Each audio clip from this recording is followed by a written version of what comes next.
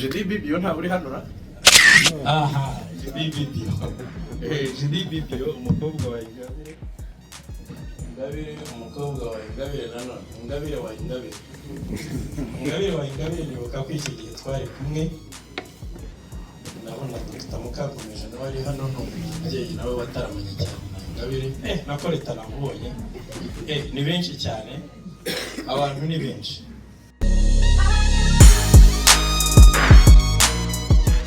Ubundi benshi mu busanzwe ntabwo ari bazi ko uyu munyamakuru by'umwihariko wa RBA ukoreranye n'undi televiziyo y'igihugu y'u Rwanda, ku basanzwe bamuzi bamwita Ingabire Jedi Bibio, by'umwihariko agakunda kugaragara mu makuru y'ikinyarwanda kuri televiziyo Rwanda n'ubundi. Rero uyu nguyu ni umukobwa wa nyakwigendera Ingabire Immaculée, gusa abantu bari babizi nimbarwa cyane, ariko ibi ngibi ntabwo ariyo nkuru ngira ngo tuganireho, ahubwo ndagira ngo tuganire ku bantu uwita Evode Uwizeyimana yabise interahamwe. Aravuga ati interahamwe zamaze guhaguruka ku mbuga nkoranyambaga, ziri kugenda cyane zivuga nabi cyane, by'umwihariko uyu mubyeyi, ndetse umubyeyi wakundwaga n'abantu benshi cyane, ndetse kandi ni bimwe mu bintu byamubabaje, by'umwihariko ageze guhabwa ijambo uko amuzi ndetse n'uko babanye mu buzima nyine bw'akazi n'ubuzima busanzwe. Yavuze ijambo rikomeye, ndagira ngo manze muryumve, ubundi nanjye ngaruke mu kanya mwumve ido nido ndetse n'akantu ku kandi. Reka nkwitse ko banyita Mr K, iyi ngiyi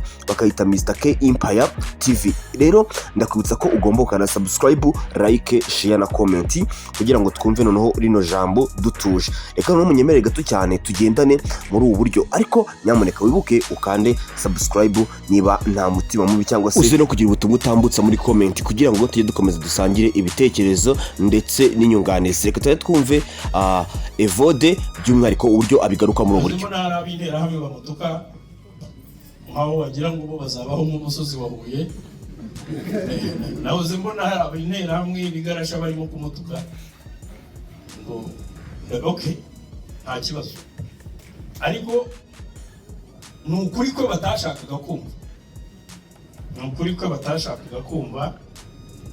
Yari umuntu unenga ibyo agomba kunenga, ariko akabinengana ubwenge. Ubundi mu busanzwe turava kuri Evode ndetse by'umwihariko na Ingabire Jedi Bibio, ni bamwe mu bantu ubundi nyine bafite ubucuti busanganywe, yaba hagati yabo ndetse na nyuma y'akazi nyine. Ubundi Evode ni umwe mu bantu bavugira nyine akakubwiza ukuri kuri aho ngaho, ntabwo agira ibintu byo guca ku ruhande, nyine akubwiza ukuri kuri aho ngaho. So rero gato cyane mbere yuko benshi barebera video ndetse ari kugenda atamutangaho ubuhamya ndetse asobanura ibintu byinshi, yageze aho ngaho arangije yerekana by'umwihariko namwe mafoto ya kera cyane, by'umwihariko ubwo nyakwigendera Ingabire Immaculée, by'umwihariko Imana imuhe iruko ridashira, ubwo yari yamaze kuzuza imyaka 60 akiri hano ku isi y'abazima. By'umwihariko yasobanuye ikintu gikomeye cyane, ndetse yerekana n'ifoto y'urwibutso nk'umwe mu bantu b'inshuti ze magara atazigera yibagirwa. Reba kano kantu gato witonze, ngaruke mu kanya. Ikintu yibuka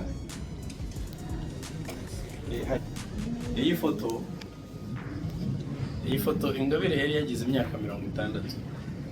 Iyi foto mubona hano, abantu twari turi kuri Muhaza ahantu kwa Aimable Bayingana, niho twari twagiye ku Jedi Bibio nta buri hano ra?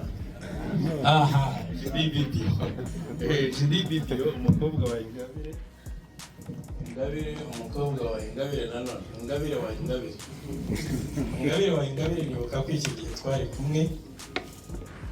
Nabona Dr. Mukakomeje nawe ari hano n'umubyeyi nawe bataramanye cyane Ingabire. Nakoreta namubonye. Ni benshi cyane. Abantu ni benshi. Rero uyu munsi ntabwo ngiye tuvuga amagambo menshi, ahubwo ndagira ngo dusinga barasa ku ntego. Buriya hari iyi video abantu benshi ntabwo muyizi, ndetse abantu mushaka kuba muyizi muri bake cyane, wenda usibye nka Papa de Castis by'umwihariko na Papa Primo, nibo abantu bashaka kuba bazi ino video bya danger bihebuje ndetse binarenze abandi bose. Buriya iyi video ni imwe muri video zakoze ku mutima abantu benshi, nubwo buriya hari video ziwe muzi zageze trendinga cyane, ariko ku bantu bakurikiye kino kiganiro cy'uyu mubyeyi, hari ibintu yasobanuye by'umwihariko ubwo bafungaga Bamporiki.